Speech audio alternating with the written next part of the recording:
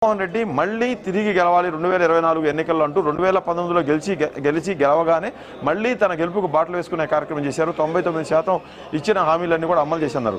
కానీ ఇక్కడ చూస్తే మొత్తం ఫలితాలు తల్లకిందులైపోయి వైసీపీ ఘోర ఓటమిని మూటగట్టుకున్న పరిస్థితి కనిపిస్తూ ఉంది.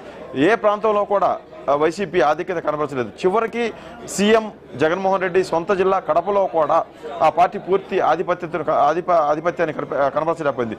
కడప జిల్లాలో ఉన్న 10 సీట్లలో వైసీపీ 4 సీట్లకే పరిమితమైంది. ఇంకొక 4 సీట్లలో టీడీపీ ఆధిక్యతలో ఉంది. ఇంకో చోట బీజేపీ, ఇంకో చోట జనసేన ఆధిక్యంలో ఉంది. అంటే జగన్మోహన్ రెడ్డి తనకు ఎక్కడైతే పెట్టని కోటగా ఉంటుందో, ఎక్కడైతే తనకు మద్దతు ఉంటుందనుకున్నారో అక్కడ కూడా ఆయనకు మద్దతు లభించలేదు. పోయినసారి ఎన్నికల్లో చూస్తే కర్నూలు జిల్లా స్వీప్ అయింది. కర్నూలు జిల్లా ఉన్న 14 సీట్లకు 14 సీట్లను వైసీపీ కైవసం చేసుకుంది. కానీ ఈసారి ఆ పరిస్థితి అంతా కూడా రివర్స్ అయిపోయింది. అక్కడ కూడా వైసీపీ తన పర్ఫార్మెన్స్ చూపించలేకపోయింది.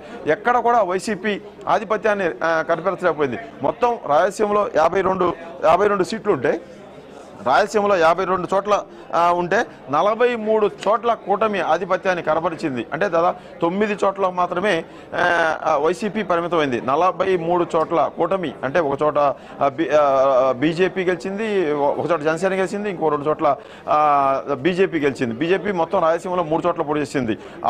ఆదోనిలో పోటీ చేసింది, ధర్మవరంలో పోటీ చేసింది, అలాగే మరొక చోట పోటీ చేసింది. ఈ 3 చోట్లలో 2 చోట్ల బీజేపీ జమ్మలమడుగులో గెలిచే పరిస్థితిలో కనిపిస్తూ ఉంది బీజేపీ. అలాగే ఆదోన్లో గెలిచే పరిస్థితిలో కనిపిస్తూ ఉంది. ఒక ధర్మంలో మాత్రమే బీజేపీ ఓడిపోతుంది. ఇక కడప జిల్లాలో పోటీ చేసిన ఏకైక సీటు జనసేన రైల్వే కోర్టును కూడా కైవసం చేసుకోవడానికి సిద్ధపడుతుంది. అంటే జగన్మోహన్ రెడ్డి సొంత జిల్లాలోనే ఈ పరిస్థితి ఉంటే మిగతా జిల్లాలో అంతకు మించి ఫలితాలు ఏమి కూడా వైసీపీ సాధించే పరిస్థితి కనిపించట్లేదు. మొత్తం రాయలసీమ జిల్లాలు కర్నూలు, అనంతపురం, కడప, చిత్తూరు జిల్లాల్లో 52 సీట్లు ఉంటే 43 చోట్ల ఆ పార్టీ కూటమి ఆధిపత్యాన్ని స్పష్టంగా కనపరిచింది. పోయినసారి ఎన్నికల్లో చూసుకుంటే ఈ 52 సీట్లలో ఈ 4 జిల్లాల్లోనే జగన్మోహన్ రెడ్డి 49 సీట్లను, ఉరవకొండలో పయ్యావుల కేశవు, హిందూపురంలో బాలకృష్ణ, కుప్పంలో చంద్రబాబు, ఈ 3 సీట్లలో ముగ్గురు మినహాయిస్తే ఆ 52 సీట్లలో 49 చోట్ల జగన్మోహన్ రెడ్డి విజయ పతాకాన్ని ఎగరవేశారు. రాయలసీమ మొత్తాన్ని తన గుప్పిట్లో పెట్టుకున్నారు. కానీ ఇక్కడికి వచ్చేటప్పటికి మొత్తం ఉల్టా అయిపోయింది.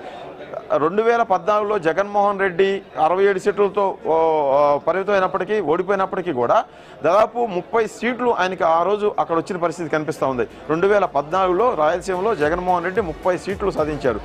కేవలం 23 సీట్లకు మాత్రమే ఆ రోజు టీడీపీ, 22 సీట్లకు మాత్రమే ఆ రోజు టీడీపీ పరిమితమైంది. కానీ ఈ రోజు జగన్మోహన్ రెడ్డి కేవలం 9 సీట్లకే పరిమితం అవుతున్నారు. 9 సీట్లు మాత్రమే ఆయన కైవసం చేసుకున్నారు. పార్లమెంటు సీట్ల విషయంలో కూడా అదే పరిస్థితి కనిపిస్తూ ఉంది. ఒక కడప తప్ప, రాజంపేట తప్ప మరి ఏ సీట్లో కూడా వైసీపీ రాయలసీమలో అత్యధిక ఆధిక్యతను కల్పించలేని పరిస్థితి కనిపిస్తూ ఉంది. నంద్యాల గెలిచింది వైసీపీ లాస్ట్ ఎన్నికల్లో, కర్నూలు గెలిచింది లాస్ట్ ఎన్నికల్లో, అనంతపురాన్ని గెలుచుకుంది, హిందూపురాన్ని గెలుచుకుంది, రాజంపేటను గెలిచింది, చిత్తూరుని గెలిచింది, తిరుపతిని గెలిచింది. కానీ ఇప్పుడు ఆ పార్టీ రాయలసీమలో ఉన్న ఈ 8 నియోజకవర్గాల్లో కూడా వెనకబడింది. కేవలం రాజంపేటలో ఒక చోట ఆధిపత్యంలో కనిపిస్తుంది, కడపలో ఒక చోట ఆధిపత్యంలో కనిపిస్తూ ఉంది, అలాగే అరకు